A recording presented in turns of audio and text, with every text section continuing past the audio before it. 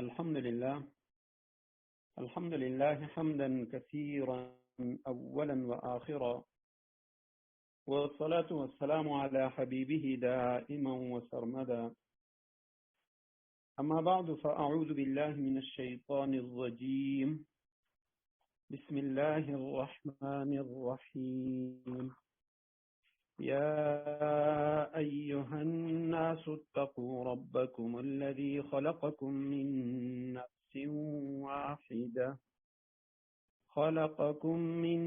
نفس واحدة وخلق منها زوجها وبث منهما رجالا كثيرا ونساء، واتقوا الله الذي تساءلون به والأرحام، إن الله كان عليكم رقيبا. صدق الله العظيم. اللهم صل على محمد النبي الأمي وعلى آله وأصحابه وبارك وسلم. رب اشرح لي صدري ويسر لي أمري واحلل عقدة من لساني يفقهوا قولي. رب زدني علما. اللهم أرنا الحق حقا وارزقنا اتباعه، وأرنا الباطل باطلا وارزقنا اجتنابه. آج ہم انشاءاللہ اللہ سبحانہ و تعالیٰ کے فضل و کرم سے اور محض اللہ سبحانہ و تعالیٰ کی مہربانی سے سورہ نساء کا آغاز کر رہے ہیں۔ قرآن کریم کی مصحفی کے اعتبار سے، قرآن کریم کی جو موجودہ ترتیب ہے اس اعتبار سے قرآن کریم کی چھوٹی صورت ہے، اور ترتیب نزولی کے اعتبار کے بعد یہ صورت نازل ہوئی ہے۔ صورت مدنی صورت ہے۔ مدنی صورت ہونے کا مطلب یہ ہے، یعنی مدنی اور مکی کی کئی تعریفیں کی گئی ہیں۔ عام طور پہ مشہور تعریف یہ ہے جو کہ یعنی مکمل درست ہے، جو مدینہ میں نازل ہوئی سے مدنی کہا جاتا ہے، یہ بھی ایک تعریف کی گئی ہے۔ لیکن سب سے بہتر تعریف یہ ہے کہ وہ صورت جو مکہ میں ہجرت سے پہلے نازل ہوئی ہے وہ مکی ہے۔ ہجرت سے پہلے چاہے وہ جہاں بھی نازل ہوئی لیکن اسے مکی کہا جاتا ہے، اور جو صورتیں ہجرت کے بعد نازل ہوئی انہیں مدنی کہا جاتا ہے، اگرچہ وہ صورت یا اس کی کچھ آیات وہ ہجرت یا حجۃ الوداع کے موقع پہ مکہ میں نازل ہوئی، لیکن ان آیات کو بھی، ان صورتوں کو بھی مدنی سور کہا جاتا ہے۔ سورہ مبارکہ کے اندر 176 آیات ہیں اور 24 رکوع ہیں۔ 3940 اس سورت کے کلمات ہیں اور 16030 اس کے حروف ہیں۔ سورہ نساء، النساء یہ جمع ہے امرأہ کی۔ امرأہ کہتے ہیں مرأہ، عورت کو کہا جاتا ہے، النساء اس کی جمع ہے، اس کو کہا جاتا ہے جمع من غیر لفظہ، یعنی مرأتن کا جو لفظ ہے اسی سے اس کی جمع عربی میں نہیں آتی، بلکہ نساء یا نسبتن یہ اس کی جمع آتی ہے۔ تو النساء کے معنی ہو گئی عورتیں۔ تو اسی سے ہمیں یہ بھی پتہ چلتا ہے کہ سورت کا نام نساء کیوں پڑا۔ سورہ فاتحہ اس کے بارے میں ہم پڑھ رکھے گئے ہیں، تو اس قرآن کریم کی اس وجہ سے ان کے یہ نام رکھے گئے ہیں۔ مثلا سورہ بقرہ، اس کے اندر گائے کا تذکرہ تو بہت کم تھا، لیکن چونکہ پورے قرآن کریم میں کہیں اور گائے کا ذکر نہیں ہے، وہ واقع نہیں ہے، تو اس لیے اس کا نام سورہ بقرہ۔ اسی طرح آل عمران، حضرت عمران کے اولاد کا تذکرہ تھا، اس لیے سورہ آل عمران۔ تو النساء عورتیں اس کا معنی ہے، اور سورت کے اندر چونکہ زیادہ تر عورتوں کے حوالے سے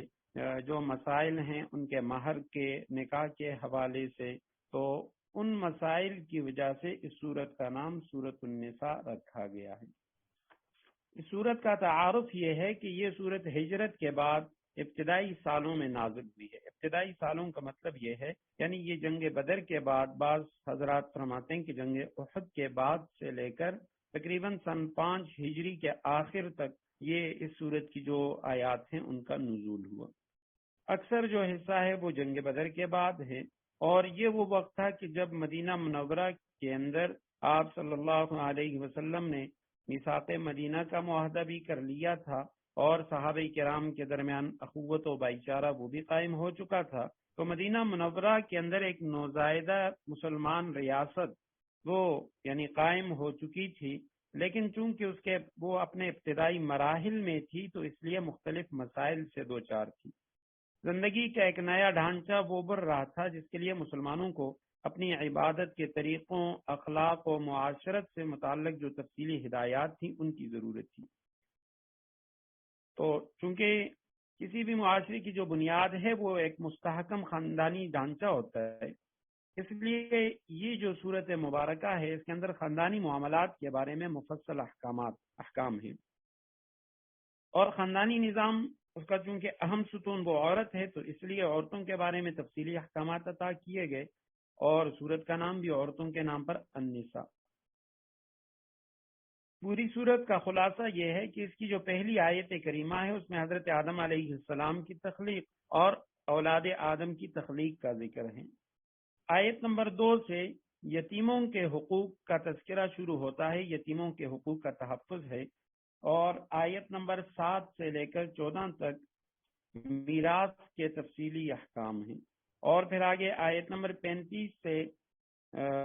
35 تک نکاح اور طلاق کے تفصیلی احکامات کا ذکر ہے۔ اور چونکہ مسلمانوں کو عرب کے صحراؤں میں سفر کے دوران پانی کی قلت کا مسئلہ درپیش ہوتا تھا، تو اس لیے اس سورت کی آیت نمبر 43 میں تیمم کا طریقہ بیان ہوا ہے کہ جب پانی نہ ہو تو آپ نے کس طرح پاکی حاصل کرنی ہے۔ آیت نمبر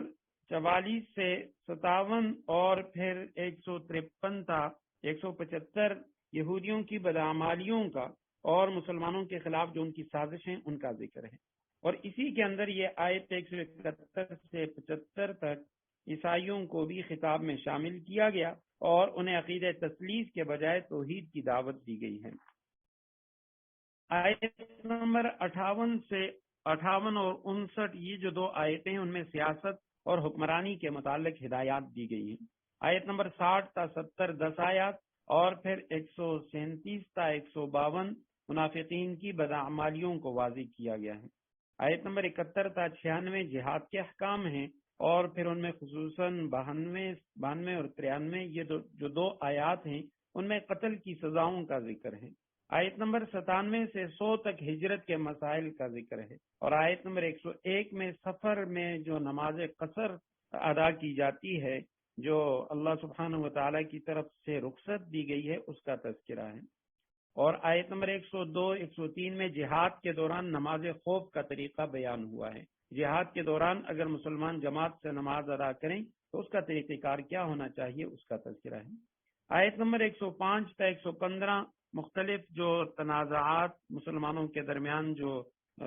اختلافات پیدا ہوئے تو ان میں فیصلوں کا ذکر ہے، اور آیت نمبر 116 تا 126 10 آیات کے اندر توحید کی اہمیت کا ذکر ہے، اور آیت نمبر 127 تا 29 اور پھر 176 میں خاندانی نظام اور میراث کے متعلق صحابہ کرام کے پوچھے گئے سوالات کا جواب دیا گیا۔ تو یہ چونکہ 176 اس صورت مبارکہ کی آیات ہیں، تو اس صورت مبارکہ کا جو تعارف اور اس کا جو خلاصہ تھا وہ میں نے ذکر کر دیا۔ اب اس سورہ مبارکہ کا ماقبل کے ساتھ ربط کیا ہے، کیونکہ بہت سارے حضرات مفسرین کرام خصوصاً امام راضی رحمہ اللہ جو تفسیر کبیر جنہوں نے لکھی ہے، حضرت تھانوی رحمہ اللہ جن کی تفسیر کا نام بیان القرآن ہے، تو وہ فرماتے ہیں قرآن کریم کا جو ربط ہے آیات کے درمیان یا صورتوں کے درمیان، تو یہ بھی قرآن کا ایک اعجاز ہے، اس کی یہ گفتگو یہ بے ربط نہیں ہے۔ تو پورے قرآن کے اندر اس کی آیات کے اندر باقاعدہ ربط پایا جاتا ہے، ایک تسلسل ہے۔ تو یہاں اس سورہ مبارکہ کا سورہ آل عمران کے ساتھ جو ربط ہے وہ دو طرح سے ہے۔ ایک تو اس کا لفظی ربط ہے، یعنی الفاظ میں اس کا جو ربط ہے آپس میں تسلسل ہے وہ، اور وہ یہ ہے کہ سورہ آل عمران کی جو آخری آیت ہے آیت نمبر 200، تو اس میں ہم دیکھیں آخری جو جملہ ہے وَاتَّقُوا اللَّهَ لَعَلَّكُمْ تُفْلِحُونَ، وَاتَّقُوا اللَّهَ اللہ کی نافرمانی سے بچو، لعلکم تفلحون، تاکہ تم کامیاب ہو جاؤ۔ اب سورہ نساء اس کی شروع بالکل آغاز میں یا ایھا الناس اتقوا، اے لوگو اتقوا ربکم، اپنے رب کی نافرمانی سے بچو، ڈرو اپنے رب سے۔ تو وہاں بھی تقوی کا ذکر آخری آیت کے آخری ٹکڑے میں، اور یہاں پہلی آیت کے پہلے ہی ٹکڑے میں پہلا جو خطاب ہے وہ تقوی کا ہے۔ اور معنوی ربط یہ ہے کہ سورہ بقرہ آل عمران میں یہود و نصارہ کا تذکرہ تھا، اور یہاں مسلمانوں کے جو داخلی معاملات ہیں ان کا ذکر ہے۔ اور اگر ہم شروع سے دیکھیں تو سورہ بقرہ چونکہ وہ پورے قرآن کریم کا خلاصہ ہے، سورہ بقرہ کے اندر ہم نے ایک دعا مانگی تھی، اہدنا الصراط المستقیم، اے اللہ ہمیں سیدھا راستہ بتا۔ تو اس کے بعد سورہ بقرہ اور اس کے آخر میں کہ غیر المغضوب علیہم ولا الضالین، نہ وہ گمراہوں کا راستہ ہو اور نہ جن لوگوں پر تیرا غضب ہوا ان لوگوں کا راستہ ہو۔ اس کے بعد سورہ بقرہ کے شروع میں فرمایا ھدی للمتقین، اہدنا الصراط المستقیم، اور پھر اس میں ھدی للمتقین کہ یہ ہدایت ہے۔ اب جس ہدایت کی ہم دعا مانگ رہے ہیں اللہ ہمیں ہدایت دے سکے راستے کی، تو وہ کیا ہے؟ سورہ بقرہ کے اندر اس کا ذکر تھا۔ اور پھر غیر المغضوب علیہم ولا الضالین، وہاں پہ یہود اور عیسائیوں کا تذکرہ۔ تو سورہ بقرہ کے اندر تفصیلی خطاب بنی اسرائیل یہودیوں سے، سورہ آل عمران کے اندر زیادہ تر جو خطاب تھا وہ نصارہ سے تھا۔ اور سورہ فاتحہ کے اندر ہم نے جو دعا مانگی کہ اللہ ہمیں سیدھا راستہ دیکھا، ان لوگوں کا راستہ انعمت علیہم، جن پر تو نے انعام کیا، جن پر تیرا انعام ہوا۔ تو اس سورہ نساء کے اندر سورہ نساء کی آیت نمبر 69 ہے، 69، اس میں فرمایا وَمَن يُطِعِ اللَّهَ وَالرَّسُولَ فَأُولَٰئِكَ مَعَ الَّذِينَ أَنْعَمَ اللَّهُ عَلَيْهِم مِّنَ النَّبِيِّينَ۔ وہاں جو انعام یافتہ لوگوں کا ہم نے ذکر کیا تھا کہ اللہ جو تیرے انعام یافتہ بندے ہیں ان کے راستے پہ ہمیں چلا، تو یہاں پہ انعام یافتہ بندوں کا ذکر ہے کہ وہ کون لوگ ہیں۔ تو 4 قسم کے لوگ اللہ سبحانہ و تعالیٰ نے بتا دیے، انبیاء، صدیقین، شہداء اور صالحین۔ تو یہ سورہ نساء کے اندر اس کا ذکر ہے۔ اب آتے ہیں سورہ مبارکہ کی پہلی آیت کی طرف، یا ایھا الناس اتقوا ربکم الذی خلقکم، اے لوگو اپنے پروردگار سے ڈرو، الذی خلقکم، جس نے تمہیں پیدا کیا، من نفس واحدہ، ایک جان سے، وخلق منها زوجها، اور اسی سے اس کی بیوی پیدا کی، وبث منہما،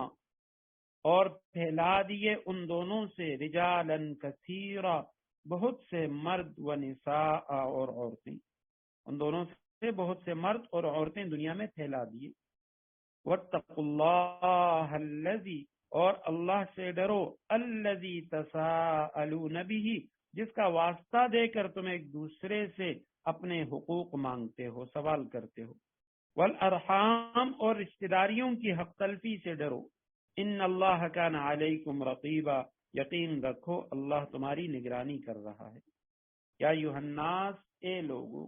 یا ایھا الذین آمنوا، ایمان والے، اور یا ایھا الناس عمومی خطاب تمام انسانیت سے، 86 مرتبہ یا ایھا الذین آمنوا کا لفظ قرآن کریم میں آیا ہے، اور یا ایھا الذین آمنوا کے اندر صرف ایمان والے شامل نہیں ہیں، یعنی مخلص صحابہ، بلکہ اس کے اندر جو منافقین ہیں جنہوں نے صرف زبانی کلمہ پڑھا تھا وہ لوگ بھی شامل ہوتے ہیں۔ کئی جگہوں پہ میں اس کا ذکر کر چکا ہوں، وضاحت ہمارے سامنے آ چکی ہے۔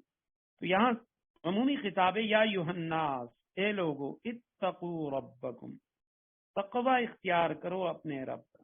عام طور پہ ہمارے حضرات مفسرین کرام وہ اس کا ترجمہ کرتے ہیں ڈرو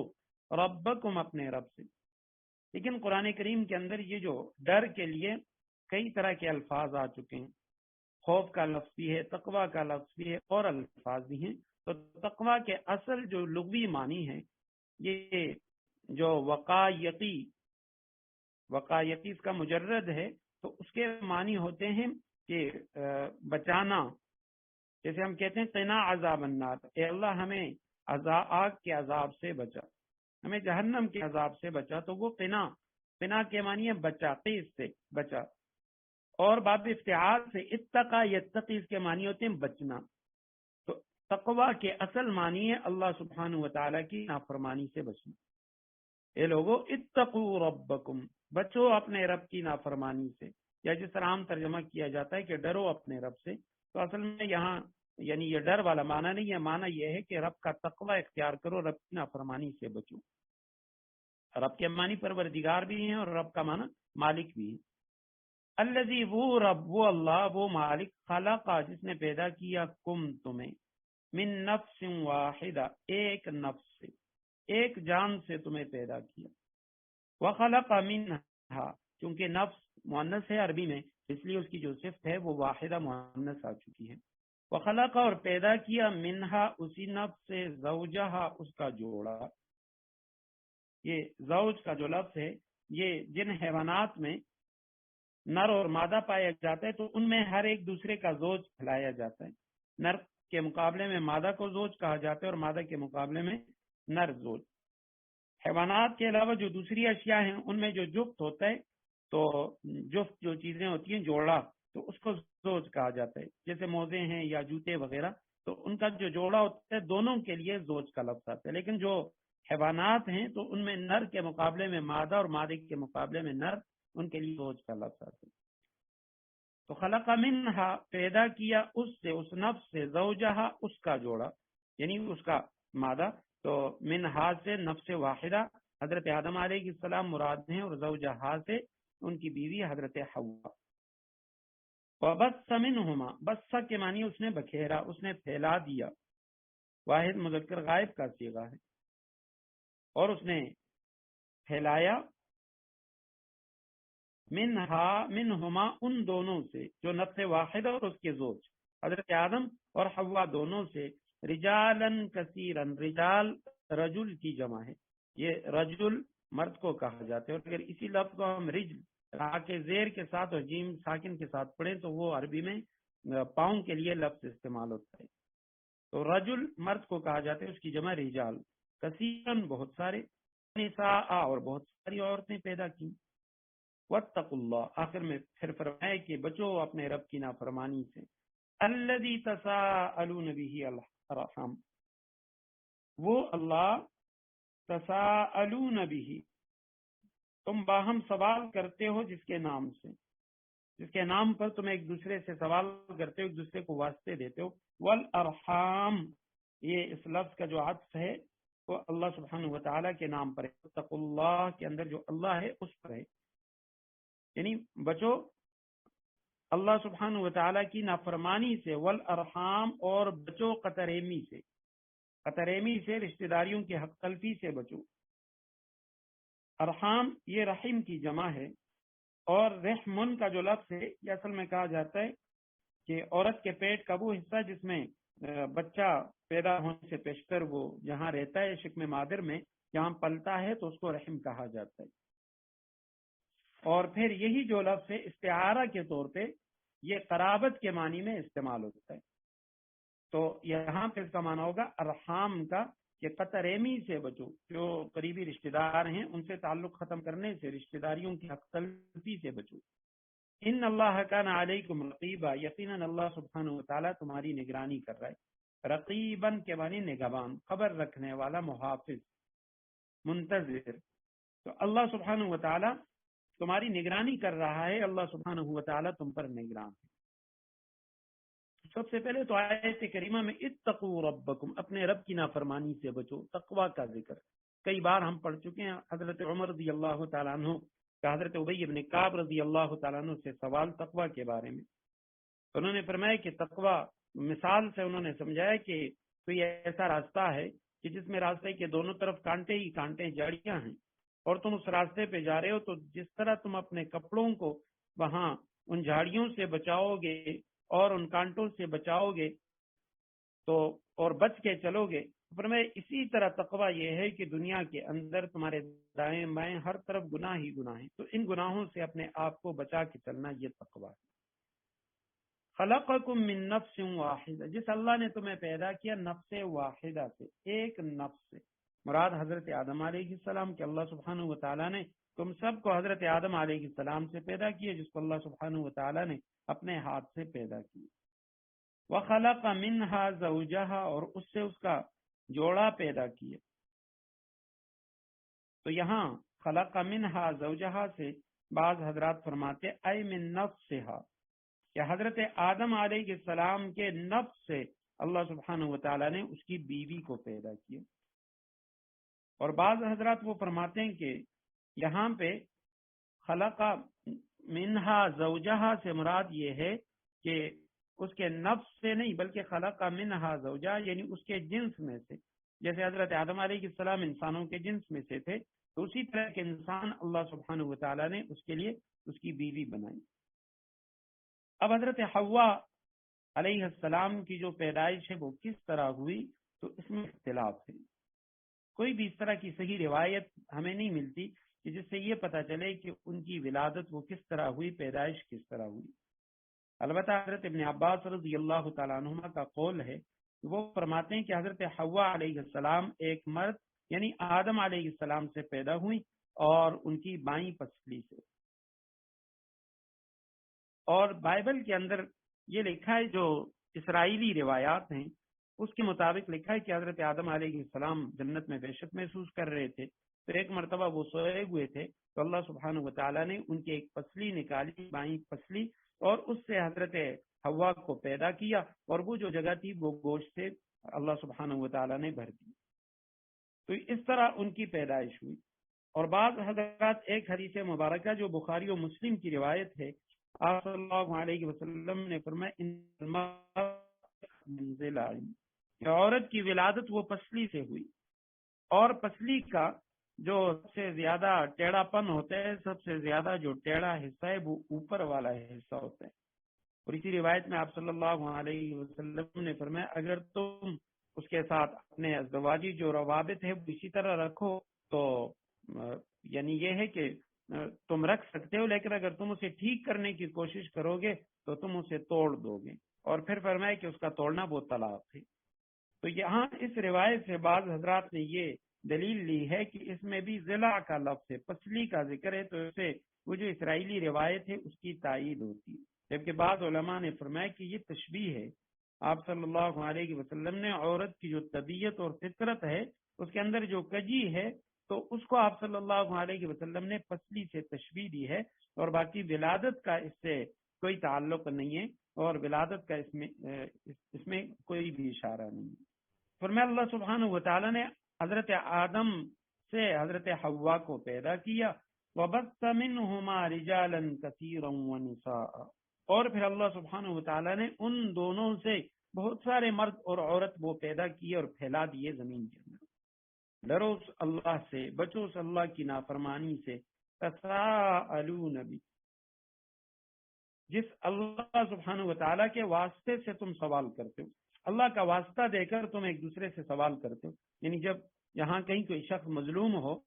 اور وہ اپنا حق وہ زبردستی نہیں لے سکتا تو پھر وہ دوسروں کے آگے واسطے پیش کرتے کہ میں تمہیں اللہ کا واسطہ دیتا ہوں کہ تم یہ جو میرا حق ہے وہ مجھے دے دو۔ تو اللہ سبحانہ و تعالیٰ اشارہ فرما رہے ہیں کہ ڈرو اللہ سے جس کے واسطے تم دیتے ہو، اس کی نافرمانی سے بچو، کیونکہ اس کے بعد کی جو آیتیں اس میں یتیم کے مال کا تذکرہ ہے۔ تو یتیم وہ چونکہ یتیم اس حال ہو جائے تو چونکہ وہ اپنا حق لے نہیں سکتا تو، اور عرب معاشرے میں جاہلیت میں وہ لوگ یتیم کا مال ہڑپ کر لیا کرتے تھے۔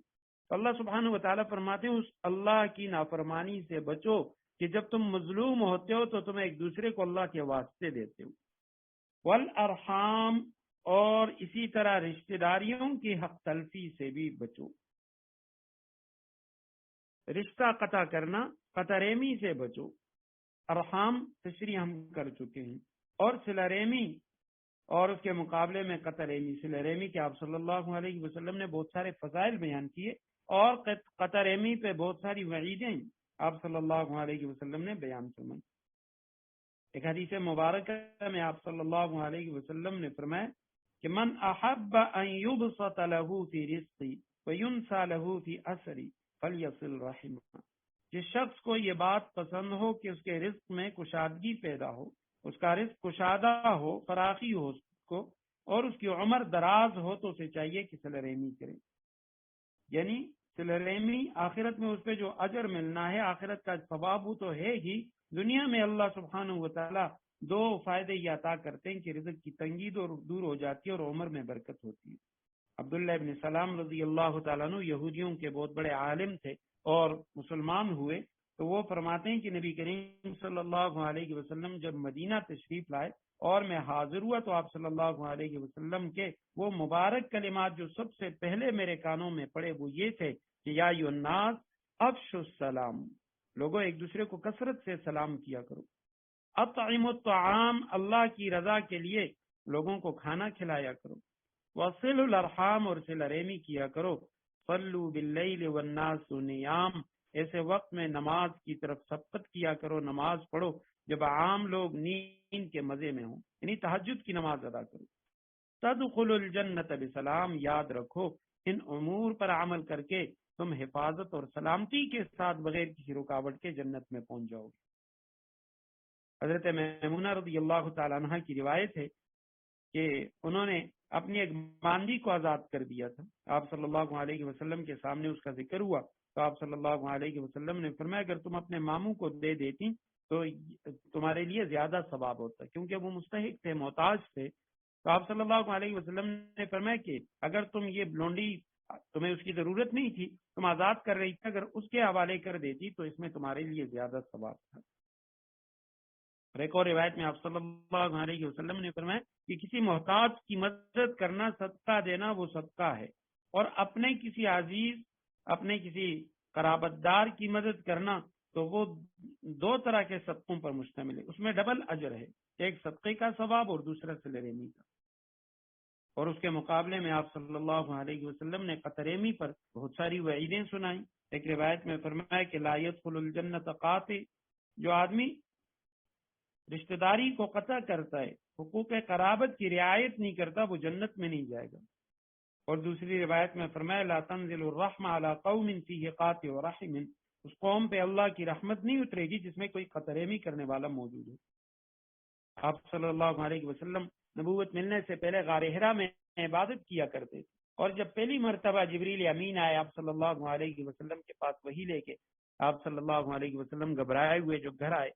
حضرت اماں خدیجہ الکبریٰ رضی اللہ تعالیٰ عنہ سے فرمائے خدیجہ زملونی زملونی، آپ صلی اللہ علیہ وسلم پہ شدید خوف کی وجہ سے وہ کپ کپی تاری تھی، آپ صلی اللہ علیہ وسلم سردی محسوس کر رہے تھے۔ تو حضرت خدیجہ رضی اللہ تعالیٰ عنہ نے جو پہلا جملہ ارشاد فرمایا تو وہ یہی تھا کہ یا رسول اللہ انک لتصل الرحم، یقیناً آپ تو صلہ رحمی کرنے والے ہیں۔ اور پھر آپ صلی اللہ علیہ وسلم کی باقی جو صفات تھیں وہ گنوائیں، اور آخر میں فرمایا کہ اللہ سبحانہ و تعالیٰ آپ کو کبھی ضائع نہیں کریں گے۔ صدیق اکبر رضی اللہ تعالیٰ عنہ مکہ سے ہجرت فرما گئے، جب مکہ سے باہر نکلے ابن دغنہ نامی ایک کافر مشرک سردار وہ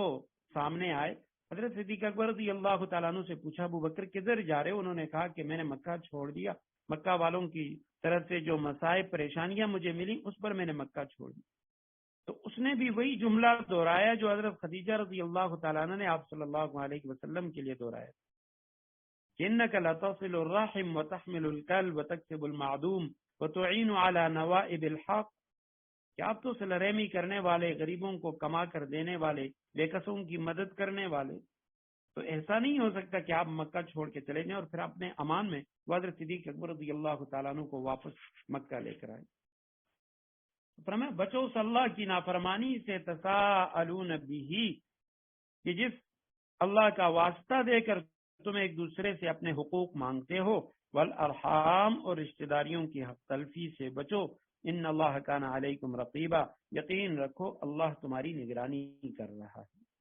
وآتوا الیتامی اموالہم، ایک روایت میں آپ صلی اللہ علیہ وسلم نے صلہ رحمی کے حوالے سے فرمائے، ایک تو حدیث قدسی میں اس کا ذکر آتا ہے کہ اللہ سبحانہ و تعالیٰ نے اسے پیدا کیا تو اسے صلہ رحمی سے فرمایا کہ جو تجھے جوڑے گا تو میں بھی اسے جوڑوں گا، جو تجھے قطع کرے گا میں اسے قطع کروں گا۔ اور ایک روایت میں فرمایا کہ جب صلہ رحمی کو پیدا کیا گیا تو وہ عرش کے ساتھ یہ رحم یہ لٹکا ہوا تھا، اور وہ کہہ رہا تھا الا من وصلنی وصلہ اللہ ومن قطعنی قطعہ اللہ، جس نے مجھے جوڑا اللہ اسے جوڑے گا، اور جو مجھے قطع کرے گا اللہ اس کو قطع کرے گا۔ اور یہاں پہ اللہ سبحانہ و تعالیٰ نے الارحام، اس کا جو عطف ہے وہ اللہ کے نام پر واتقوا اللہ، اسی وجہ سے والارحام کے آخر میں زبر بھی ہے۔ تو حضرات مفسرین کرام فرماتے ہیں یہ دلالت ہے اس بات کی طرف کہ جیسے اللہ کا نام عظمت والا ہے تو اسی طرح یہ جو قطع رحمی ہے یہ گناہوں میں سب سے بڑا گناہ ہے. وہاں واتقوا اللہ، اللہ سے بچو، اللہ کی نافرمانی سے، اور یہاں فوراً فرمائے کہ قطع رحمی سے بچو. تو فرمائے جس طرح اللہ کی نافرمانی یہ بہت بڑا گناہ ہے، تو اسی طرح قطع رحمی یہ بہت عظیم گناہ ہے. وَآتُوا الْيَتَامَى أَمْوَالَهُمْ وَلَا تَتَبَدَّلُوا الْخَبِيثَ بِالطَّيِّبِ، اور یتیموں کو ان کے مال دے دو. وَلَا تَتَبَدَّلُوا الْخَبِيثَ بِالطَّيِّبِ، اچھے مال کو خراب مال سے تبدیل نہ کرو. وَلَا تَأْكُلُوا أَمْوَالَهُمْ إِلَىٰ أَمْوَالِكُمْ، اور ان یتیموں کا مال اپنے مال کے ساتھ ملا کر مت کھاؤ. إِنَّهُ كَانَ حُوبًا كَبِيرًا، بے شک یہ بڑا گناہ ہے. وَآتُوا الْيَتَامَى، آتو ایتا سے ہے، امر کا صیغہ ہے، تم دو، دے دو، عطا کرو. الیتامہ، یتیموں کو، تم دے دو یتیموں کو، اموالہم، ان کے مال. یتامہ یتیم کی جمع ہے، اور یتیم انسانوں کے اندر یتیم اس بچے یا بچی کو کہا جاتا ہے کہ بلوغت سے پہلے جس کے باپ کا انتقال ہو جائے، وہ بچہ یا بچی یتیم ہے. اور جانوروں کے اندر بلوغت سے پہلے جس جانور کا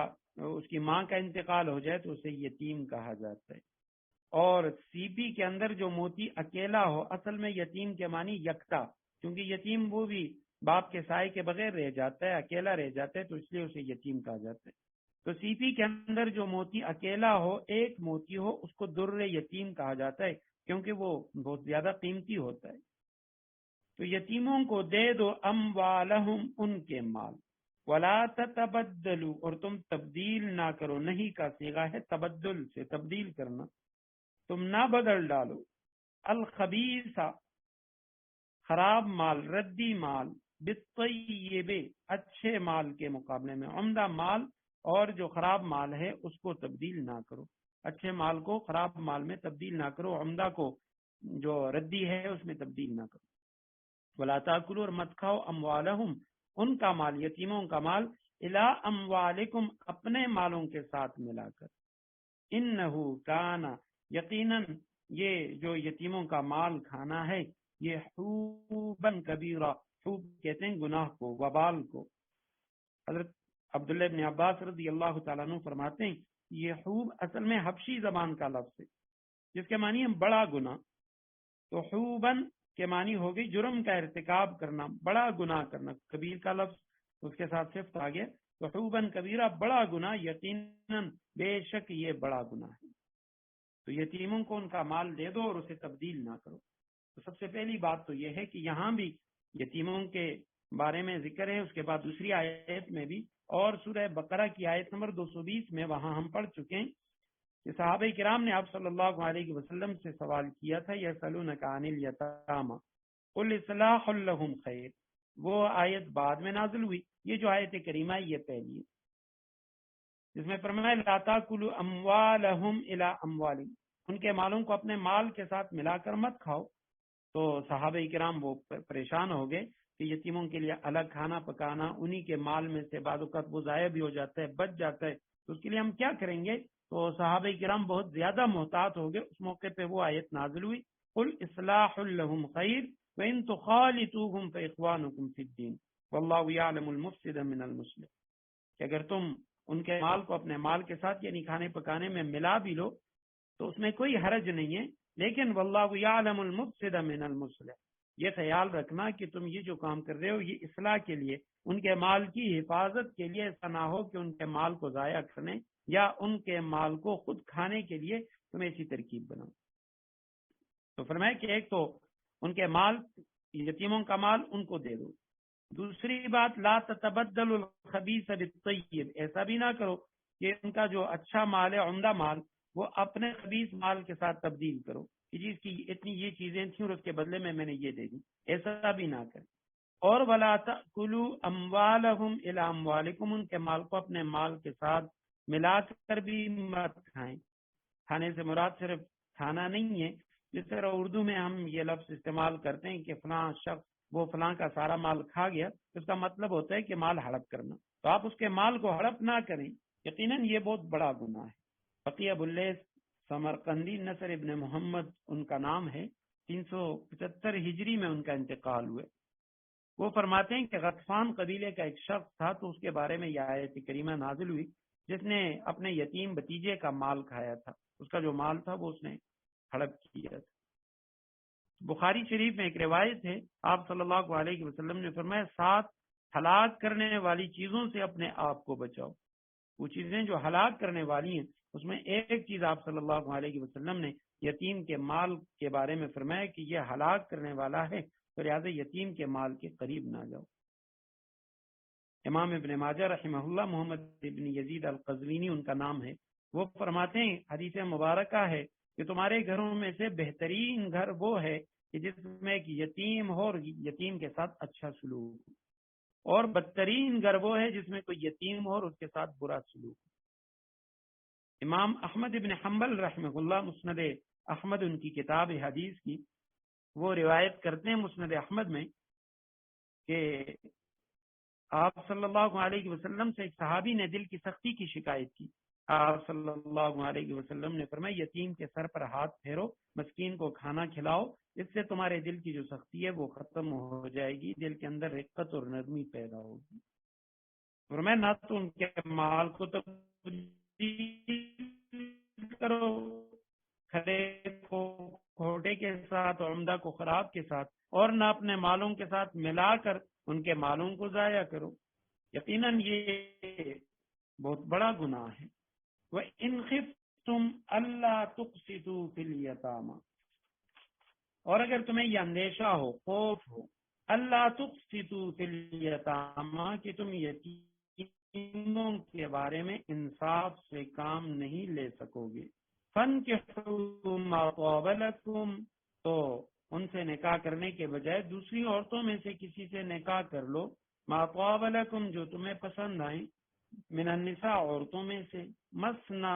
2 سے، وثلاثا 3 سے، ورباع اور 4 اندیشہ ہو اللہ تعدیلو کہ تم ان بیویوں کے درمیان انصاف نہ کر سکو گے، فواحدۃ تو پھر ایک ہی بیوی پر اکتفا کرو، او ما ملکت ایمانکم یا ان کنیزوں پر جو تمہاری ملکیت میں ہے، ذالک ادنی اللہ تعولو، اس طریقے میں اس بات کا زیادہ امکان ہے، یہ زیادہ قریب ہے کہ تم بے انصافی میں مبتلا نہیں ہو۔ وَإِنْ خِفْتُمْ اگر تمہیں ڈر ہو، خفتم یہ ڈرنے کے معنی میں مخاطب کا صیغہ ہے، جو مذکر مخاطب کا، اگر تم کو ڈر ہو، تم ڈرو اس بات سے، اللہ تقسطوا، ان یہ کہ لا تقسطوا تم انصاف نہ کرو گے، تم انصاف نہ کر سکو گے،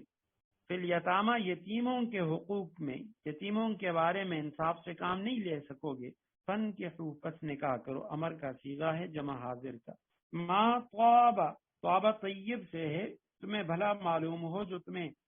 اچھے لگیں، من النساء لکم تمہارے لیے، من النساء عورتوں میں سے، جو خواتین عورتیں تمہیں پسند ہیں تو ان سے نکاح کرو، مثنا 2،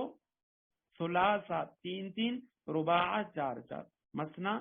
2 کا کہا جاتا ہے، ثلاثا 3، رباع 4۔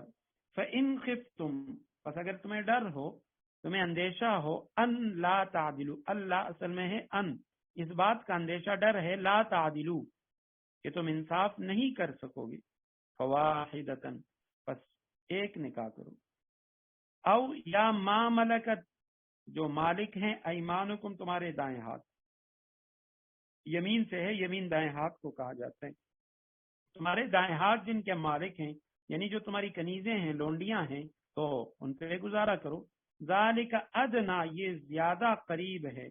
زیادہ بہتر ہے، اللہ تعولو، ادنا کا جو لفظ ہے یہ دانن اور دنیجن سے ہے، اس میں تفضیل کا صیغہ ہے، دنو کے معنی قریب ہونا، دنیا کو بھی دنیا اس لیے کہا جاتا ہے کہ وہ ہمارے قریب ہیں، ہم اس میں موجود ہیں، تو یہ جو لفظ ہے ادنا یہ ہر طرح کے قرب کو شامل ہے، ذاتی قرب ہو، حکم قرب ہو، یا مکان کے اعتبار سے ہو، زمانے کے لحاظ سے ہو، مرتبے کے لحاظ سے ہو۔ سورہ نجم میں ہے آیت نمبر 8 میں، ثم دنا فتدلى، پھر آپ صلی اللہ علیہ وسلم قریب ہو گئے، نبی علیہ السلام کی معراج کا ذکر ہے۔ تو یہ زیادہ قریب ہے اس کے اللہ تعولو، یہاں بھی اصل میں اللہ ان لا، اس بات کے زیادہ قریب ہے لا تعولو کہ تم ایک طرف نہ جھک جاؤ. عول کے معنی ہے جھکنا، تو ایک طرف جھکنے سے یہ زیادہ قریب ہے کہ تم ایک ہی نکاح کرو. سب سے پہلی بات تو یہ ہے فَإِنْ خِفْتُمْ أَلَّا تُقْسِطُوا فِي الْيَتَامَى، اگر تمہیں ڈر ہو کہ تم یتیموں کے معاملے میں تم انصاف نہیں کر سکو گے، عدل و انصاف نہیں کر سکو گے، تو فَانْكِحُوا مَا طَابَ لَكُمْ. سب سے پہلے تو آیت کریمہ کا شان نزول حضرت عائشہ صدیقہ رضی اللہ تعالی عنہا نے بیان فرمایا. بخاری شریف کی روایت ہے کہ عہد رسالت میں ایک ایسا ہی واقعہ پیش آیا. ایک شخص کی ولایت میں اس کی سرپرستی میں ایک یتیم لڑکی تھی اور اس کا ایک باغ تھا جس میں یہ لڑکی بھی شریک تھی. تو اس شخص نے یتیم لڑکی سے خود اپنا نکاح کر لیا اور بجائے اس کے کہ اپنے پاس سے مہر وغیرہ دیتا تو اس کے باغ کا بھی جو حصہ تھا وہ اپنے قبضے میں لے لیا. حضرت عائشہ صدیقہ رضی اللہ تعالیٰ عنہ فرماتی ہیں کہ اس موقع پہ یہ آیت نازل ہوئی وَإِنْ خِفْتُمْ أَلَّا تُقْسِطُوا فِي الْيَتَامَى. اور ایک دوسری روایت میں حضرت عائشہ رضی اللہ تعالیٰ عنہ ہی کی روایت ہے، وہ فرماتی ہیں کہ عرب وہ کیا کرتے کہ دور میں جاہلیت میں بھی لڑائی اور جھگڑے ان کے زیادہ ہوا کرتے تھے، قبائلی لڑائیاں ہوتی تھیں، ان میں بہت سارے مرد وہ لڑائیوں میں کام آ جاتے، وہ مر جاتے، تو اس کے پیچھے جو ان کی بچیاں رہ جاتی یا اس کی گھر والی وہ رہ جاتی، تو اس کے رشتہ داروں میں سے، اس کے بھائیوں میں سے اگر وہ دیکھتے کہ جو چچزاد بھائی ہیں وہ دیکھتے کہ یہ لڑکیاں اگر خوبصورت ہیں اور ان کے پاس مال بھی ہے تو وہ ان سے خود نکاح کر لیتے اور ان کا جو مہر ہے وہ انتہائی کم رکھ لیتے اور ان کا جو مال ہے اس پہ قبضہ کر لیتے. اور اگر دیکھتے کہ وہ خوبصورت نہیں ہے یا ان کے پاس مال نہیں ہے تو پھر کیا کرتے کہ کسی اور سے اس کا نکاح کر دیتے، اور اس صورت میں بھی اس کا جو مال اگر تھوڑا بہت اس کے پاس ہوتا تو وہ لے لیتے. تو اللہ سبحانہ و تعالیٰ نے اس موقع پہ فرمایا کہ ان خفتم اللہ تقسطوا فی الیتامى، اگر تمہیں ڈر ہو کہ یتیموں کے معاملے میں تم انصاف نہیں کر سکو گے، اگر ان یتیم بچیوں سے نکاح کر کے جو چچزاد بھائی ہیں ان کے لیے ان سے نکاح جائز، تو اگر تم انصاف نہیں کر سکو گے تو پھر تمہارے لیے بہتر یہ ہے کہ تم عورتوں میں سے کسی اور عورت سے نکاح کرو اور ان سے نکاح نہ کرو. ایک بات جو ہے وہ تو یہاں مفتی شفیع رحمہ اللہ نے یہ بھی لکھی ہے کہ اللہ تقسطوا فی الیتامى، یتیم چونکہ نابالغ بچے اور بچی کو کہا جاتا ہے تو نابالغ بچہ یا بچی اس کا جو ولی ہے وہ اس کا نکاح کر سکتا ہے، اگرچہ بعد میں اس کو اگر اس کا نکاح جو ہے وہ اس کی رضامندی کے بغیر ہوئے بعد میں اس کو اختیار ہوتا ہے، لیکن نابالغ بچی کا جو نکاح ہے وہ اس کے سرپرست وہ کر سکتے ہیں. اور اس کے بعد دوسری بات فرمائی فَانْكِحُوا مَا طَابَ لَكُمْ، تم نکاح کرو مَا طَابَ لَكُمْ. مَا طَابَ لَكُمْ حضرت حسن بصری رحمہ اللہ اور اسی طرح دوسرے بعض جو مفسرین قرآن ہیں وہ فرماتے ہیں مَا طَابَ لَكُمْ کے معنی ہے جو تمہارے لیے حلال ہیں. انہوں نے مَا طَابَ کے معنی حلال کا کیا ہے، جبکہ بعض حضرات نے مَا طَابَ انہوں نے لکھا ہے کہ طیب سے ہے، طیب کے معنی ہے یعنی اچھا لگنا، پسند ہونا. تو مَا طَابَ لَكُمْ جو تمہیں پسند ہو من النساء، عورتوں میں جو تمہیں پسند ہیں، مثنا دو دو، ثلاثہ تین تین، رباع چار چار. اب یہاں دو دو تین تین چار چار کا مطلب یہ ہے کہ دو نکاح، تین نکاح یا چار نکاح، یہ نہیں ہے کہ ہم ان کو جمع کریں. خوارج کے ہاں جو خوارج ہیں وہ اس آیت سے دلیل پکڑتے ہیں اور وہ کہتے ہیں کہ یعنی 18 تک نکاح جائے گی، اور ان کی دلیل یہ وہ کہتے ہیں کہ یہاں فرمایا گیا مثنا دو دو، ثلاثہ تین تین، تو دو دو چار ہو گئی، تین تین چھ، اور رباع چار چار، تو وہ چار اور چار آٹھ ہو گئی، تو چھ اور چار 10 اور 8 18. امام شوکانی انہوں نے بھی یہاں سے ایک دلیل لی ہے، وہ دلیل بھی غلط ہے، اور انہوں نے کہا کہ 9 تک نکاح کی اجازت ہے، اور وہ دلیل یہ لیتے ہیں کہ یہاں پہ درمیان میں حرف عطف ہے واو، اور یہ مغایرت کے لیے آتا ہے، یعنی جہاں پہ اور کا لفظ جیسے اردو میں آتا ہے عربی میں واو آتا ہے تو وہ پہلے والا دوسرے سے الگ ہوتا ہے. تو مثنا کے معنی 2، ثلاثہ کے معنی 3، تو وہ کہتے ہیں 2 کریں، 3 کریں، 4 کریں، تو 2 3 4 سب کو ملا کر 9. تو یہ جو دونوں قول ہیں دونوں غلط ہیں، کیونکہ آپ صلی اللہ علیہ وسلم کی صحیح روایات وہ اس پہ دلالت کرتی ہیں کہ نبی علیہ السلام کے دور میں کچھ صحابہ ایسے تھے کہ جنہوں نے جاہلیت میں کئی نکاح کیے تھے، بنو ثقیف کے ایک صحابی تھے غیلان بن اسلمہ ثقفی رضی اللہ تعالیٰ عنہ،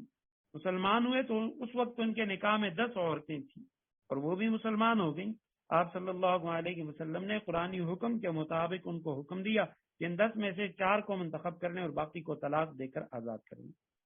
تو انہوں نے 4 عورتیں وہ رکھ لیں اور باقی جو ہے ان سے علیحدگی اختیار کر لیں۔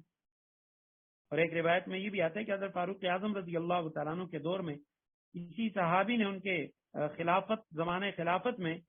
انہوں نے ان 4 عورتوں کو بھی طلاق دے دی اور اپنا جو کل مال سامان تھا وہ اپنے بیٹوں میں تقسیم کر دیا۔ فاروق اعظم رضی اللہ تعالیٰ عنہ کو اس کی اطلاع ہوئی تو ان کو حاضر کر کے فرمایا کہ تم نے ان عورتوں کو اپنی میراث سے محروم کرنے کے لیے یہ حرکت کی ہے جو سراسر ظلم ہے، اس لیے فوراً ان کی طلاق سے رجوع کرو اور اپنا مال بیٹوں سے واپس لو، اور اگر تم نے ایسا نہ کیا تو یاد رکھو تمہیں سخت سزا دی جائے گی۔ تو یہ حضرت غیلان اسلمی رضی اللہ تعالیٰ جنہوں نے 10 نکاح کیے تھے جاہلیت میں، تو پھر آپ صلی اللہ علیہ وسلم کے حکم پہ 4 عورتوں کو باقی رکھا اور باقیوں سے علیحدگی اختیار کر لی۔ قیس بن حارث اسدی رضی اللہ تعالیٰ عنہ وہ فرماتے ہیں میں مسلمان ہوا، میرے نکاح میں 8 عورتیں تھیں، آپ صلی اللہ علیہ وسلم سے ذکر کیا تو آپ نے فرمایا ان میں سے 4 کو رکھ لو اور باقی کو طلاق دے دو۔ یہ ابو داؤد شریف کی روایت، اور پہلی جو روایت تھی وہ ترمذی ابن ماجہ اور مسند احمد کی روایت۔ امام شافعی رحمہ اللہ کی جو مسند ہے، مسند امام شافعی، اس میں ایک روایت ہے کہ نوفل بن معاویہ دیلمی رضی اللہ تعالیٰ مسلمان ہوئے تو ان کے نکاح میں 5 عورتیں تھیں، تو آپ صلی اللہ علیہ وسلم نے ان کو بھی ایک عورت کو طلاق دینے کا حکم دیا۔ تو ان روایات سے پتہ چلتا ہے کہ یہ مثنا، ثلاثہ، رباع، اس کے مطلب ہیں 2، 3 یا 4، اور 4 سے آگے قرآن کریم نے ذکر نہیں کیا، تو پتہ چلا کہ 4 سے زیادہ کی اجازت نہیں ہے۔ یہاں پہ ایک اور مسئلہ بھی بہت سارے حضرات مفسرین کرام نے لکھا ہے کہ نبی علیہ السلام کے جو تعدد ازدواج ہیں، آپ صلی اللہ علیہ وسلم کی جو شادیوں کی کثرت ہے، اس کی وجوہات کیا تھی۔ بہت سارے جو مستشرقین ہیں یا یہود و نصارہ، تو وہ اکثر اس حوالے سے پروپیگنڈا کرتے ہیں اور لوگوں کو بدظن کرتے ہیں، نبی علیہ السلام کی سیرت پہ وہ کیچڑ اچھالتے ہیں۔ تو اس حوالے سے بہت سارے حضرات نے مختصراً نبی علیہ السلام کی ان ازواج مطہرات کے ساتھ جو شادیاں ہیں ان کا ذکر کیا ہے۔ تو سب سے پہلی بات تو یہ ہے کہ آپ صلی اللہ علیہ وسلم کا جو پہلا نکاح ہے، جب عین جوانی میں آپ صلی اللہ علیہ وسلم نے 25 سال کی عمر میں جو نکاح کیا، تو وہ ایک ایسی خاتون کے ساتھ جو بیوہ خاتون تھی، تو ان کے ساتھ آپ صلی اللہ علیہ وسلم نے نکاح کیا، اور صرف یہ نہیں نکاح بلکہ آپ صلی اللہ علیہ وسلم نے 25 سال ان کے ساتھ گزارے، ایک سن رسیدہ صاحب اولاد بیوہ کے ساتھ۔ اور وہاں ہم یہ بھی دیکھتے ہیں کہ آپ صلی اللہ علیہ وسلم کے دشمنوں نے آپ صلی اللہ علیہ وسلم کو ساحر کہا، شاعر کہا، مجنون کہا، الیاذ باللہ کذاب، جھوٹا کہا، مفتری، ایسے الزامات لگائے، لیکن کبھی بھی آپ صلی اللہ علیہ وسلم کی معصوم زندگی پر کوئی ایسا حرف کہنے کی جرت نہیں ہوئی کہ جس کا تعلق آپ صلی اللہ علیہ وسلم کی جنسی اور نفسانی جذبات کی بےراہروی سے ہو۔ تو ان لوگوں نے بھی اس طرح کا کوئی وہ نہیں کیا۔ پھر اس کے بعد آپ صلی اللہ علیہ وسلم نے حضرت خدیجہ رضی اللہ تعالیٰ عنہ کے انتقال کے بعد آپ صلی اللہ علیہ وسلم کی عمر مبارک اس وقت 50 سال تھی، حضرت سودا کے ساتھ نکاح کیا، اور اس کے بعد حضرت عائشہ رضی اللہ تعالیٰ عنہ سے، اور آپ صلی اللہ علیہ وسلم کی ازواج مطہرات میں سے صرف حضرت عائشہ ہی ہیں جو کنواری ہیں، باقی سب وہ بیوہ تھی۔ اور ان ازواج مطہرات کے ساتھ نکاح ایک تو آپ صلی اللہ علیہ وسلم نے عمر کے آخری حصے میں کی، یعنی حضرت عائشہ رضی اللہ تعالیٰ عنہ کی جو رخصتی عمل میں آئی اس وقت آپ صلی اللہ علیہ وسلم کی عمر مبارک 54 سال ہو چکی تھی،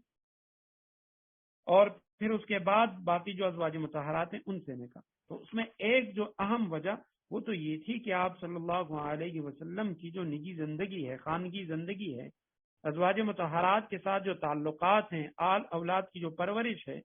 آپ صلی اللہ علیہ وسلم پیشاب، پاخانہ، طہارت، اس حوالے سے جو آپ صلی اللہ علیہ وسلم کی سنت اعمال ہیں، قولی اور فعلی ہدایات ہیں، تو وہ امت تک پہنچ جائیں، اور اس کے لیے ضروری تھا کہ یہ کام بندہ اندرون خانہ کرتا ہے اور وہاں کی کچھ ایسی خواتین ہوں کہ جو امت تک آپ صلی اللہ علیہ وسلم کی یہ سنت اعمال پہنچا دیں۔ اور یہی وجہ ہے کہ صرف حضرت عائشہ رضی اللہ تعالیٰ عنہ سے احکام و مسائل، اخلاق و آداب اور سیرت نبوی سے متعلق 2210 روایات مروی ہیں۔ حضرت ام سلمہ رضی اللہ تعالیٰ عنہ کی جو مرویات ہیں وہ 378 تک پہنچی ہوئی ہیں۔ حضرت ام سلمہ رضی اللہ تعالیٰ عنہ کی جو فتاوی ہیں وہ اگر جمع کیے جائیں جو انہوں نے حضور اقدس صلی اللہ علیہ وسلم کی وفات کے بعد دیے ہیں تو پھر میں ان سے بھی ایک رسالہ مرتب ہو سکتا ہے۔ حضرت عائشہ رضی اللہ تعالیٰ عنہ کے جو شاگرد ہیں ان کی تعداد تقریباً 200 کے لگ بھگ ہے۔ اور دوسری جو بڑی وجہ ہے، ہر زوجہ مطہرہ کے ساتھ آپ صلی اللہ علیہ وسلم کا جو نکاح ہے، حضرت مولانا ادریس کاندیلوی رحمہ اللہ نے سیرت مصطفیٰ میں ہر ایک کی وجہ اور اس کی حکمتیں لکھی۔ بہت ساری ازواج سے آپ صلی اللہ علیہ وسلم نے اس لیے نکاح کیے تاکہ ان کے جو قوم ہیں ان کو آپ صلی اللہ علیہ وسلم دعوت دے سکیں اور وہ مسلمان، اور اس طرح ہوا ہے۔ تو آپ صلی اللہ علیہ وسلم نے دعوت کو وسیع کرنے کے لیے جو کثرت نکاح کی ہے وہ کی، اور یہ آپ صلی اللہ علیہ وسلم کی خصوصیت تھی۔ آپ صلی اللہ علیہ وسلم کے علاوہ کسی بھی مسلمان کے لیے 4 سے زیادہ شادیوں کی اجازت نہیں۔ آگے فرمائے فَإِنْ خِفْتُمْ أَلَّا تَعْدِلُوا فَوَاحِدَةً، بس اگر تمہیں اندیشہ ہو، ڈر ہو، اللہ تعدلوا کہ تم انصاف نہ کر سکو گے، فواحدۃ بس ایک نکاح کرو، ایک عورت کے ساتھ گزارا کرو، ایک بیوی کے ساتھ گزارا کرو۔ اگر تمہیں ڈر ہو کہ تم انصاف نہیں کر سکو گے، کیونکہ یہ اصل چیز ہے، سب سے جو اہم چیز وہ انصاف ہے۔ آپ صلی اللہ علیہ وسلم نے فرمایا کہ جس شخص کے نکاح میں 2 عورتیں ہوں اور وہ ان کے حقوق میں برابری اور انصاف نہ کر سکے تو وہ قیامت میں اس طرح اٹھایا جائے گا کہ اس کا ایک پہلو وہ گھرا ہوا ہوگا۔ تو یہ انصاف، مساوات، یہ سب سے زیادہ اہم چیز ہے۔ حضرت تھانوی رحمہ اللہ کے بارے میں آتا ہے کہ انہوں نے 2 شادیاں کی، اولاد نہیں تھی دونوں بیویوں کی۔ تو جب دوسری شادی کی تو کسی ان کے مرید نے کہا کہ حضرت آپ نے تو لوگوں کے لیے راستہ کھول دیا، اب ہر شخص آپ کے مرید وہ کہیں گے کہ حضرت تھانوی رحمہ اللہ نے 2 شادیاں کی ہیں، تو فرمایا یہ باقی لوگ بھی کریں گے۔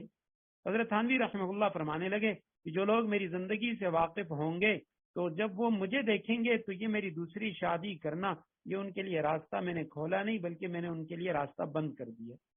وہ جب میری زندگی دیکھیں گے کہ بھئی یہ 2 بیویوں کے درمیان انصاف کا معاملہ یہ کتنا مشکل ہے، پر میں وہ کبھی دوسری شادی کا نہیں سوچیں گے، کیونکہ آخرت میں جواب دہی وہ بڑی مشکل ہے۔ اور اس کے کئی واقعات ہیں۔ ایک واقعہ لکھا ہے کہ ایک ان کے مرید نے، متعلقین میں سے ایک شخص نے 2 تربوز وہ لے کے آیا، اور ایک اس نے کہا کہ حضرت یہ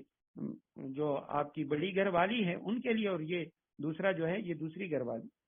حضرت تھانوی رحمہ اللہ کے سامنے رکھے تو انہوں نے کیا کیا، ان دونوں کو درمیان سے 2 ٹکڑے کیا، اور ایک کا ٹکڑا وہ دوسرے کے ساتھ، دوسرے کا پہلے والے کے ساتھ رکھ کے پھر الگ شاپروں میں دونوں کے گھر بھجوا دی۔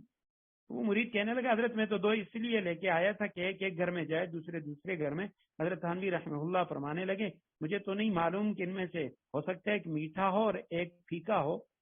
تو اگر ایک گھر میں یہ میٹھا چلا گیا اور دوسرے گھر میں پھیکا تو یہ تو انصاف نہ ہوا، برابری نہ ہوئی۔ میں نے درمیان سے اس لیے کاٹا کہ اگر دونوں میٹھے ہیں تو پھر بھی انصاف ہے، دونوں پھیکے ہیں پھر بھی انصاف ہے، اور اگر ایک ٹکڑا وہ میٹھا اور دوسرا پھیکا ہے پھر بھی انصاف ہے۔ میں جب لوگ یہ دیکھیں گے تو تب انہیں پتا چلے گا کہ یہ دونوں کے درمیان انصاف یہ کتنا مشکل ہے۔ ہاں یہ انصاف جو ہے یہ یعنی نفقہ میں برابری، جو شباشی ہے اس میں برابری۔ البتہ انسان کا جو دلی میلان ہے، قلبی میلان ہے، اگر کسی کی طرف زیادہ ہے غیر اختیاری طور پر، اگر کسی سے اس کی محبت زیادہ ہے تو اس پر کوئی مواخذہ نہیں ہوگا۔ آپ صلی اللہ علیہ وسلم کی حدیث ہے، آپ صلی اللہ علیہ وسلم اپنی ازواج مطہرات میں پوری مساوات قائم فرمایا کرتے تھے، اور اس کے باوجود آپ صلی اللہ علیہ وسلم دعا کیا کرتے تھے کہ اللہم ھذا قسمی فیما املک فلا تلمنی فیما تملک ولا املک، کہ اللہ یہ میری برابر والی تقسیم ہے ان چیزوں میں جو میرے اختیار میں ہے، اب وہ چیز جو آپ کے قبضے میں ہے میرے اختیار میں نہیں ہے اس پر مجھ سے مواخذہ نہ کرنا۔ کیونکہ آپ صلی اللہ علیہ وسلم کی جو دلی محبت تھی وہ حضرت عائشہ رضی اللہ تعالیٰ عنہ کے ساتھ زیادہ تھی، اس لیے فرمایا کہ ظاہری جو امور ہیں ان میں تو میں برابری کرتا ہوں، لیکن میرا جو دلی میلان ہے اے اللہ اس پہ میرا مواخذہ نہ کیجیے۔ فإن خفتم الا تعدلوا فواحدۃ، اگر تمہیں ڈر ہو اللہ تعدلوا کہ تم انصاف نہ کر سکو گے، فواحدۃ تو پھر ایک ہی بیوی پر اکتفا کرو، او ما ملکت ایمانکم یا ان کنیزوں پر جو تمہاری ملکیت میں ہیں۔ جاہلیت میں پہلے ہی سے یہ دستور چلا رہا تھا کہ وہ لوگ لڑائیوں میں غلام اور کنیز لونڈیاں وہ جو ان کے قیدی ہوتے تھے جنگی قیدی ان کو بنا لیا کرتے تھے. تو ابتدائی اسلام میں بھی غلام اور کنیزیں وہ ہوا کرتی تھیں. آپ صلی اللہ علیہ وسلم نے ان کی رہائی اور آزادی کی بڑی ترغیب دی. اس لیے صحابہ کرام میں سے بعض صحابہ ان کا تو کام ہی یہی تھا. جس طرح صدیق اکبر رضی اللہ تعالیٰ عنہ ان کے سیرت و کردار میں جب ہم دیکھتے ہیں تو جہاں انہیں پتہ چلتا کہ کوئی مسلمان قیدی کسی کافر کے ہاں ہے تو وہ اس کو رہا کرتے. حضرت بلال رضی اللہ تعالیٰ عنہ اسی طرح دیگر کئی صحابہ جو غلام تھے صدیق اکبر رضی اللہ تعالیٰ عنہ نے ان کو رہائی دی. آپ صلی اللہ علیہ وسلم نے اس کے بڑے فضائل بیان کیے. قرآن کریم نے بہت ساری چیزوں کے اندر جو کفارہ ہے، زہار کا کفارہ طلاق کی ایک قسم ہے، انشاءاللہ آگے اس کا ذکر آئے گا. اسی طرح دیگر بہت ساری چیزوں میں کفارے کے اندر غلاموں کی رہائی کا حکم دیا ہے. مسلمان غلام کی رہائی، کہیں پہ جو یعنی مطلق غلام کوئی بھی ہو اس کی رہائی کا حکم دیا. فرمایا اگر وہ بھی نہیں کر سکتے تو پھر یہ کرو کہ او ما ملکت ایمانکم، ان کنیزوں پر جو تمہاری ملکیت میں ہیں انہی پر اکتفا کرو. ذالک ادنا اللہ تعولوا، فرمایا یہ حکم اس لیے دیا گیا کہ 4 کے بجائے 1 نکاح کرو، یا ایک بھی اگر وہاں بھی تم سے انصاف نہیں ہو سکتا تو کنیزوں پر اکتفا کرو. یہ اس لیے اللہ تعولوا کہ تم بے انصافی میں مبتلا نہ ہو، کہ تم کسی ایک طرف نہ جھک جاؤ. اس لیے فرمایا کہ ایک ہی نکاح کرو اور یا کنیزوں پر اکتفا کرو. وآتوا النساء صدقاتهن نحلہ، وآتوا النساء اور عورتوں کو دے دو صدقاتهن ان کے مہر، نحلتن خوشی سے، ان عورتوں کو ان کے مہر خوشی سے دیا کرو. فإن طِبْنَ لَكُمْ، ہاں اگر وہ خود اس کا کچھ حصہ خوش دلی سے چھوڑ دیں، عن شیء منہ نفسا، اگر وہ خوش دلی سے تمہارے لیے عن شیء منہ کچھ چیز اس مہر میں سے نفسن بذات خود چھوڑ دیں، فکلوہ ہنیئا مریئا، تو اسے خوشگواری اور مزے سے کھا لو. وآتوا النساء اور دے دو، اسی ایتا سے ہے، آتو دو تم، صدقاتہن صدقہ کی جمع مہر کو کہا جاتا ہے. نحلتن، نحلہ کہتے ہیں خوش دلی کے ساتھ، اپنی خوشی سے بغیر مطالبے کی. فإن طِبْنَ، اگر وہ خوش ہوئی، ان کو بلا معلوم ہوا، اچھا لگا انہیں، جو مؤنث غائب کا صیغہ ہے، طیبن سے ہے، تمہارے لیے اگر انہوں نے خوشی سے عن شیء منہ کچھ چیز دے دی، سارا مہر معاف کر دیا یا آدھا مہر معاف کر دیا نفسن بذات خود، فکلوہ پس تم اسے کھاؤ، ہنیئن صفت مشبہ کا صیغہ ہے ہنا سے، یعنی پاکیزہ، خوشگوار، مبارک، اور مریئن کے معنی بھی خوشگوار. تو بس تم اسے کھاؤ خوشگواری اور مزے سے. تو یہاں پہ فرمایا کہ عورتوں کو ان کی جو مہر ہے وہ خوشی کے ساتھ دے دیا کرو، ان کے مہر میں ٹال مٹول نہ کیا کرو، اور نہ ہی ان کے جو مہر ہیں وہ کم مقرر کیا کرو. ہاں اگر مہر ادا کرنے کے بعد وہ خوش دلی سے کچھ چیز تمہارے لیے چھوڑ دیں تو فرمایا اس کے کھانے میں تمہارے لیے کوئی حرج نہیں ہے، اور تم اسے خوشگوار طریقے سے کھا لو. حضرت تھانوی رحمہ اللہ فرماتے ہیں اس کا صحیح مطلب یہ ہے طیب نفس سے کہ مہر کی جو رقم ہے وہ بیوی کے حوالے کر دی جائے، اس کے بعد اگر وہ اپنی خوشی سے بغیر کسی دباؤ کے دے فرمائے یہی طیب نفس ہے. اور یہی طیب نفس یہ بہنوں اور بیویوں کی میراث میں بھی سمجھ لینا چاہیے کہ وہاں بھی جو بہنوں کا حصہ ہے وہ ان کو دے دیا جائے، اس کے بعد اگر وہ واپس کرتی ہیں تو یہ طیب نفس ہے. اور یہ طیب نفس نہیں ہے کہ ان کو ڈرا دمکا کر یا کچھ لالچ دے کر ان سے مہر معاف کیا جائے، یا ان کے وراثت کے اندر جو حصہ ہے وہ ان سے معاف کرایا جائے. بارک اللہ لی ولکم فی القرآن العظیم ونفعنی وإیاکم بالآیات والذکر الحکیم، وآخر دعوانا ان الحمد للہ رب العالمین.